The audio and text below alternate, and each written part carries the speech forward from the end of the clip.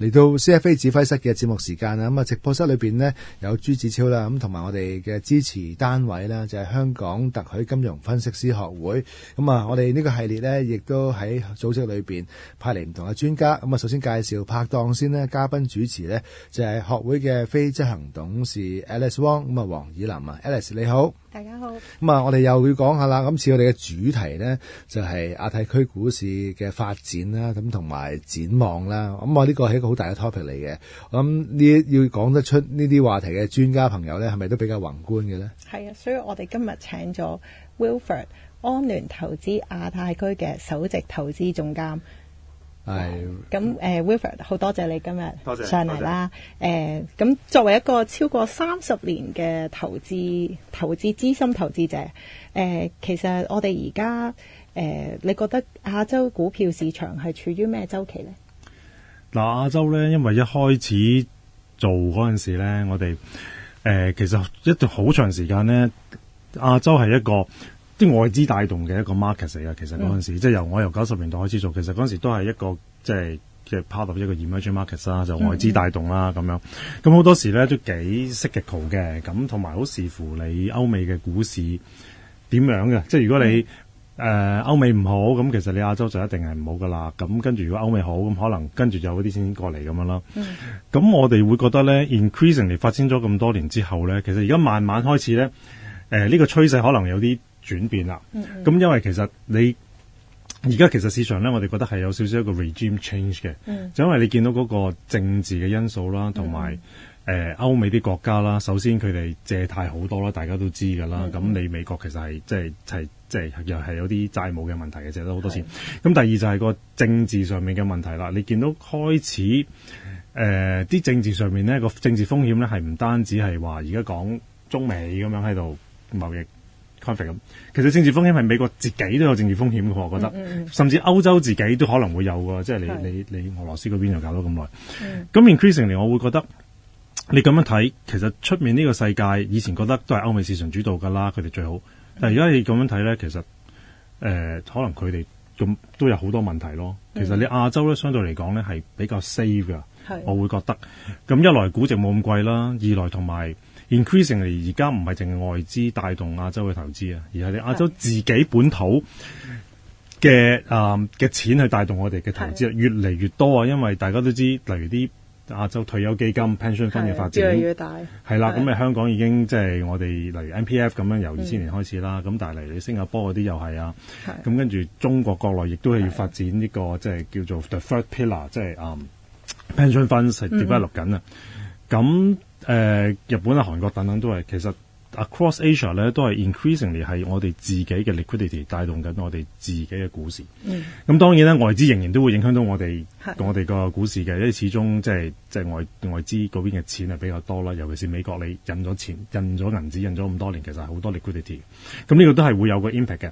但係 increasingly 慢慢轉緊咧，我哋係由一啲 domestic liquidity 嗰個佔比係越嚟越高啊。咁所以我哋自己睇法係即係睇長啲係相當正面嘅。咁尤其是而家成日講去美元化呢個 trend 啊，咁點解咁講咧？就係因為以前咧不嬲，我哋學投資嗰陣時點都好咧，就係美金嘅資產咧就係最 safe 嘅。咁你揸美金啦，買美債啦咁樣，咁過去10年都可能係美股都仲係即係 perform 㗎啦咁樣。咁美國雖然印咗咁多銀紙，其實理論上應該貶值㗎嘛，但係其實美元又即係好受 support 嘅。但係 increasingly 我哋而家開始見到個趨勢係有啲轉變緊啦，可能係由舊年或者今年年頭開始轉緊，尤其是喺 Trump 上咗台，啲嘢慢慢開始轉變緊啦。即係美金仲係咪一個咁 riskless 嘅冇風險嘅資產咧？其實係成疑嘅，因為你個美國發債發得太多，欠人太多錢啦。咁慢慢我哋都開始見到，而家甚至之前美國話要加息啦，咁樣咁你債券嘅債券嘅 bond yield 上咗啦，咁但係而家開始話減息，咁但係美國嘅 bond yield 仲係企喺幾高位嘅，即係好似啲投資者咧係冇以前咁樣咧話要減息，我哋就要買美國債券啦，因為開始有少少呢啲錢咧就唔係淨係買美國債啦，因為覺得唔係一個完全冇風險嘅資產，可能要買第二啲嘢。咁第二啲係咩咧？咁我哋覺得亞洲咧係絕對會 benefit 嘅。係，因為亞洲基本上嚟講咧，我哋啲除咗頭先講 domestic liquidity 之外啦，例如你啲亞洲各國都係唔係爭人哋好多錢嘅啫嘛，基本上、in general。咁你可能係有 trade surplus 啊，或者你有current surplus 啊等等。咁同埋亞洲當然有咁多 consumers， 其實你本土個 domestic consumption 個市場咧，即係個本土消費市場係大嘅。咁所以我哋覺得慢慢咧，其實係有一啲資金咧，可能係會擺翻喺亞洲呢邊。特別係今年咧，自從嗰個貿易戰、講貿易嗰樣嘢開始之後咧，我哋見到有啲錢咧，最主要係啲亞洲自己人嘅錢咧，以前可能買咗好多美股嘅，擺咗美國。其實我諗今年第二季開始見到有啲係翻嚟啦。尤其是你見到好明顯嘅啲亞洲嘅 currency， 你睇新台幣，台幣好強噶嘛。今年其實咧係因為佢哋係將喺外國嗰啲投資咧轉咗翻嚟。咁所以而家開始第一波咧就係 Asian investors 自己啲錢都買翻一啲自己亞洲嘅嘢，或者由美國嗰邊轉翻嚟。呢個第一波。第二波咧，我哋見到有啲外國嘅投資者咧，最主要係可能中東嗰邊啦，或者有啲歐洲嘅投資者咧，都喺度諗緊啦，或者佢已經將有啲錢撥翻過嚟呢邊。咁未發生嘅咧就係美國嗰邊，即係我諗佢哋仲係喺度即係判斷緊嘅啫。但係好處咧就係美國嗰邊咧，其實例如 China 咁啦 ，for example 嗰陣時之前啲人擔心China 會俾佢剔出咗佢哋嗰啲投資嘅指數嗰度啊。咁但係 end up 咧，其實冇乜發生到呢樣事真係呢份就算話即係喺啲上市企業咧，咁啊都要即係掹走佢咁樣，有啲咁嘅話題咧，咁變咗咧即係話時勢易啦。咁其實幾年前可能係 ABC 啊嘛 ，Anything but China。咁而家唔同啦晒啦，即係啲錢咧嚟到。咁我都想問下阿 Wilfred 咧，咁啊今年咧我諗係一大主題啦，即係1月開始 DeepSeek，跟住到晶片，跟住到AI 人形機械人，即係不論唔同嘅主題都圍繞住科技。我都想問下你，譬如而家呢啲 AI 啊、半導體啊，成個行業趨勢咁火熱咧，喺亞洲市場裏邊即係都好多呢啲優質公司，咪台灣有台積電啊等等。咁你點樣睇？即係呢啲未即係仲係未 value 得好高嘅公司，市場而家即係嗰個長期投資主題係會係點樣睇咧？嗱，咁我哋都仍然係相當睇好嘅，即係雖然好多呢啲股票都即係今年嘅表現好好啦，咁但係睇長啲，因為你始終嗰個 AI 嘅發展咧都係好初步嘅啫。咁你最開頭 AI 嘅發展就係有一啲科技公司做咗一啲 AI 相關嘅，例如啲 chips 啊，嗰啲叫做 enabler，即係 enable AI 呢樣嘢嘅公司，有啲 core technology。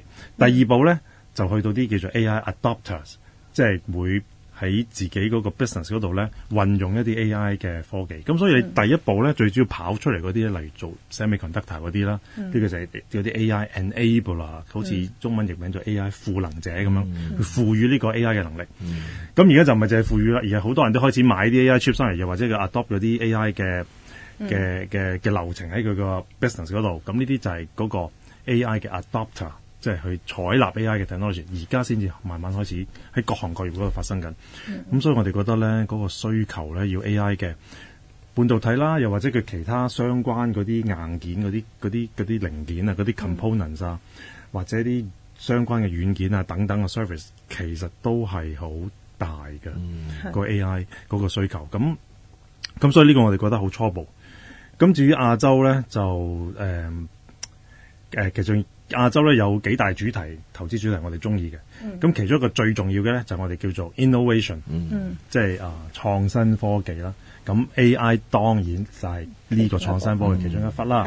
咁當然亦都有其他嘢啦，可能有 IT 啊，或者有一啲創意嘅工業啊，或者有啲alternative energy 啊，即係啲新能源啦，或者你嗰啲新能源汽車啊，或者你做drones等等呢一類嘢都係一個叫做 innovation 咁嘅行業。咁我哋就好特別睇到亞洲呢個叫做 innovation 嘅。咁點解咧？因為第一就從最上游亞洲係有嗰個科技喺度嘅，即係頭先你講嘅，例如台灣有台積電啊，咁韓國我哋又有 Samsung 啊，咁中國國內我哋都有好多間即係做呢啲即係創新工業嘅公司啦。咁當然美國都有，咁美國嗰啲亦都係 leading the world， 咁但係亞洲嗰啲其實都係㗎，其實都係 lead the world 㗎。又或者就算我唔係排第一嗰個，我可能係排第二，咁其實都係好好嘅。EV 我哋行得最快。係啦，EV 我哋行得最快。咁你話 DeepSeek 咁啊，同其他嗰啲 AI 工具比點咧？咁一時佢哋好啲，一時可能好啲咧。咁 but anyway，我哋都有一個相當之有競爭性嘅一個科技。咁第一，我哋有個科技。第二咧，好重要就係我哋有個製造呢啲嘢嘅能力。係咪？即係你美國 Office 就係冇嘅。咁所以而家 Trump 先至搞咁多嘢啫嘛，佢冇。但係我哋係有呢個 manufacturing capabilities 啊嘛，同埋你唔係一時三刻話我美國要起個廠就起到噶啦嘛，好難噶嘛，你起個半導體廠整好耐噶嘛，同埋你成條 chain，exactly 你搬行業，同埋你成條 food chain 係好難。我哋有嘅 manufacturing capabilities 喺中國國內，喺台灣、韓國或者新加坡等等，我哋有。第三就係我哋有個市場，即係我哋亞洲始終都係。人多，需求大，咁當然，而且中國亦都係增長得好快啦。咁其實我哋有齊晒呢啲嘢嘅，所以我覺得睇長遠啲咧，呢個創意呢一範相關嘅行業咧係相當睇好嘅。其實 OK， 咁不如講到呢度先，我哋休息一陣，翻嚟再傾啦。休息翻嚟之後，繼續係 CFA 指揮室啊，咁啊直播室咧先介紹嘉賓拍檔啦，就係 Alice 啊，咁嚟自學會嘅非執行董事，咁啊而嘉賓呢，就係 Wilfred， 咁啊薛永輝，咁啊嚟自安聯投資亞太區股票首席投資總監嚇，咁啊都問下 Wilfred 先，因為香港嘅投資市場咧，尤其是我哋財經台啦，啲投資大眾啦，都呢幾年呢，都幾中意咧用 ETF 呢個工具嘅，咁因為自從你恒指又有ETF。之後啦，即係又有共反啦，跟住又有唔同指數類型啦，甚至乎一啲主題形式。你上一節即係都我哋都講過話啲主題形式嘅，咁啊或者係被動型嘅，大家都好想知啦。我想問下 Wilfred 啦，即係對於近期冒起好多唔同類型嘅主動型 ETF， 咁啊相對翻我哋傳統嘅長倉基金啊，或者係一啲被動型嘅 ETF 咧，你對於你喺業界嘅睇法係點咧？好，或者首先講一講即係。ETF 同長倉基金，即係嗰啲傳統嘅基金 mutual funds 嗰啲點樣比較先啦？咁因為你 ETF 咧就係喺個交易所度上市噶嘛，而你傳統不嬲，我哋賣開嗰啲基金咧就要經過一個中介人去買嘅，咁通常你都經銀行啦，或者一個一啲其他啲 financial advisory 嗰啲 firms 去買咁樣啦。咁所以咧，其實兩個我自己嘅睇法咧，就兩個 distribution channel 係唔同嘅。嗱，咁因為我上一份工同埋我而家呢一份工咧，我兩間公司都係有傳統嘅基金 mutual funds 同埋有 ETF 嘅。OK， 我而家呢間公司就安聯呢度咧，我哋其實啱啱今年咧就喺台灣推出咗一隻主動型嘅 ETF，出咗我哋第一隻，咁嚟緊都可能陸續有嚟啦。咁所以其實呢一個問題咧，我哋自己都有思考過，即係點，即係兩樣嘢究竟有咩唔同？咁我上一份工亦都係兩樣都有噶嘛，我時常都思考究竟嗰樣嘢個唔同。咁其實係即係幾唔同嘅，就係首先你 mutual funds 咧就喺個 bank 或者一啲 financial intermediaries 嗰度賣㗎啦。其實咧佢係 cater to 一啲人咧，投資者你可能需要一啲 service 嘅，你可能需要嗰個銀行嗰個 RM 或者嗰間公司嗰個人咧，佢俾一啲投資建議、投資嘅 advice 俾你嘅。咁 that's why 你要俾一個高啲嘅 fees，因為佢係 provide 埋呢個 services 俾你。但係有啲投資人咧，可能佢係唔需要呢啲 advice，佢就純粹自己買嚟炒嘅啫咁樣。咁或者佢攞個 exposure 嘅啫買嚟，咁佢其實直接好似當買股票咁樣去買 ETF 咪得咯。咁同埋好多時咧 ETF 提供咗一個便利咧，就係有啲 investors 佢可能佢只係想即係 capture 個 market 嘅上下波幅咁樣，咁佢 instead of 買期指啦，因為期指可能你即係又要 margin 又成，就其實最簡單好似買股票咁買 ETF。咁而家市場上咁多種類 ETF， 其實就係有啲人就可能純粹就係攞一個 exposure 啦，去玩嗰個市場個 beta 啦，嗰啲波幅咁啊最簡單嘅。咁但係所以基本上兩個根本上一個 distribution channel 唔同。咁第二咧，例如我哋喺台灣出嘅 ETF 咧，我哋都睇到一樣嘢就係你買 mutual fund 啲 investors 可能都係基本上嗰個年齡層好似大啲嘅，即係傳統啲啊嘛，以前即係我哋都係去銀行嗰度買基金噶嘛。但係 ETF 嗰啲咧，其實新一批嗰啲 investors 咧，你用開手機長大嗰啲人咧，Generation Z 咁啦 ，for example，其實係唔會去銀行嗰度去買基金㗎啦嘛。基本上去銀行都可能唔去㗎啦。其實佢手機撳嘅啫嘛。咁其實買股票都係手機撳啦。咁你啲人已經習慣咗自己去 make 一個咁 decision， 同埋用個即係用個 digital device 做呢樣嘢。咁其實你個客路就係唔同咗咯，所以 from 我嘅 point of view 其實係開闢咗一個新嘅 distribution channel， 而呢個 distribution channel 咧係 increasing 越嚟越多後生一代嘅人係會利用。咁跟住第二就係個主動型同被動型嘅比較啦，即係例如我哋台灣推出嗰隻係一隻主動型嘅基金，因為我哋公司係做即係主動型嘅策略嘅。咁本來 ETF 當初推出嗰時咧就係被動型啦，即係香港以前第一隻咁嘅盈富基金咁都係即係被動型啦，咁同埋可能歐美嗰啲都係。咁但係慢慢咧，而家嘅趨勢咧就開咗多咗呢啲主動型嘅基金啦。其實就方便咗，或者咁講，我自己就覺得係一個將呢個投資嘅專業去民主化嘅一個過程。即係點講咧？因為平時我哋做一啲主動式嘅基金，其實我係賣緊我嘅投資專業啊嘛，我 investment expertise。但係你要買到我嘅基金咧，可能你又要走去銀行啊，去呢度開個戶口啊，請一大輪。而家你就咁上去交易所，就咁做個 stock exchange 就買到啦。其實係將我成個 investment expertise 係即民主化咗，係好容易就俾人哋買到。咁而且我哋亦都見到，當然主動型嘅 ETF 係個趨勢係越嚟越多人買啦，喺美國又好，或者喺亞洲都好啦。咁呢個應該係嗰個 trend 嚟㗎啦。好多謝你呢個分享，真係因為個 ETF 嘅 trend 係真係而家幾主導我哋呢個市場嘅。咁因為今日係 CFA 指揮室啦，咁我都想代啱啱新入行嘅 CFA candidate 問下你，其實點樣先可以好似你一樣成為一個好成功嘅基金經理呢？如果要你俾少意見佢哋，你覺得會俾咩建議？嗱，我諗睇下先嚇，有分一兩點啦。第一樣就係我成日講嘅，就係要有一個叫做growth 嘅 mindset。growth 嘅 mindset 即係平時我哋睇啲 training 啊，成日都會有講呢樣嘢，就係你有一種好渴望去學一啲新嘢嘅 mindset。呢個係必須嘅喺我哋呢行，因為市場日日變緊啊嘛。咁同埋點解你入呢行咧？就係因為你日日就可以接觸到啲變緊嘅嘢啊嘛。你要 find it interesting， 係新事物，同埋股票就不停有新嘅 IPO，每隻股票佢又有不停嘅新發展。你每一日都接觸到一啲新嘅嘢，stimulate 到你自己去諗嘢。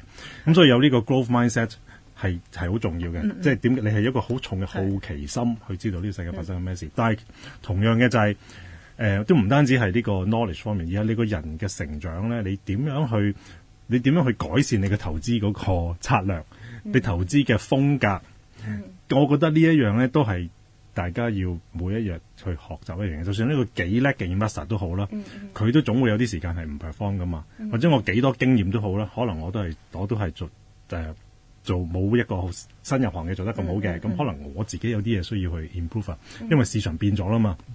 咁所以我覺得呢個係有個 growth mindset 好重要。第二咧就係我覺得高 IQ 嘅人咧喺呢行係好多嘅，大家都知。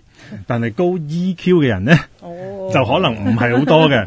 而高 EQ 嘅人咧就係嗰啲能夠喺呢一行做得最耐嘅人嚟嘅，同埋做到上去即係啲 management 嘅位或者 CIO 等等咧，你係唔單止淨係需要有 IQ， 你嘅 EQ 係要好高。咁 EQ 即係包括你可能即係你點樣控制到自己嘅情緒啦？你要好 resilient 啦。有陣時你個市場唔就你噶嘛，你要好 resilient 啦。同埋你點樣同人溝通啊、合作啊等等呢啲都好重要。處理壓力都係咁啊！就仲有一點，Alex 係咪啊？應該都要研究下，即係讀下 CFA 啊。係啊，有冇用啊？你覺得？絕對有用嘅，因為我都係其中一批好早之前就考 CFA 噶啦。因為其實我考 CFA 嗰時咧，我都仲未真係做 investment 㗎。因為我啱啱入行嗰陣時咧，我係做 marketing 嘅，institutional marketing 嘅。咁我嗰陣時我自己本身係會計師嚟嘅，咁但係我做咗 institutional marketing，咁跟住見啱啱開始香港90年代啲人考 CFA 啦，咁所以我都要 prepare 啦。咁雖然我當時唔係喺個投資隊伍入邊，但係我都考 CFA。咁其實我覺得係好 relevant 嘅，即係你對於成個即係成個你個 investment 有關嘅流程啊，同埋點樣分析嘅股票咧，係絕對需要去學習。咁第二就係對於你嗰個對於僱主嚟講，我哋都會覺得你嗰個 professional standard 係會有一定嘅 minimum standard 嘅。你如果考到嘅話，係啊，你差極有限嘅。係啊係。咁所以係我覺得係必須嘅。係請嗰陣時有底。咁最後一個問題，如果一個入行嘅人，你覺得需要浸淫幾多年度先至開始可以成為一個基金經理啊？因為我成日都有啲好年輕嘅starter 係覺得自己 ready。佢哋個個都好想好快噶嘛。咁我哋以前通常同佢哋講嘢就係。即係要浸嘅咯呢行，你 market cycle 你都要睇到一兩個啊！即係你淨係見到 up cycle 冇見到 down cycle， 咁你 down cycle 嗰時咪死咯，係咪？你都要睇多一兩個 cycle 啊！咁一兩個 cycle 或者一兩個 crisis 你都要時間啦。咁5至10年你都要啦。咁但係第二就係唔係每一個分析員都可以做到基金經理嘅。係呢個我認同。係啊，分析同揀股係兩件事。冇錯 ，exactly 分析係你可能好多嘢 within 你 control 你計數有成，但係你做基金經理咧好多嘢係你 control 唔到，因為個市場你 control 唔到。咁你自己有冇一個情商去 handle 所以 Wilfred 講 EQ 啦，即係原來咁樣可以應用埋喺度嘅。咁嗱，時間關係啦，咁我哋有機會再同 Wilfred 傾過，亦都多謝 Alice 啊。咁啊，下次再傾。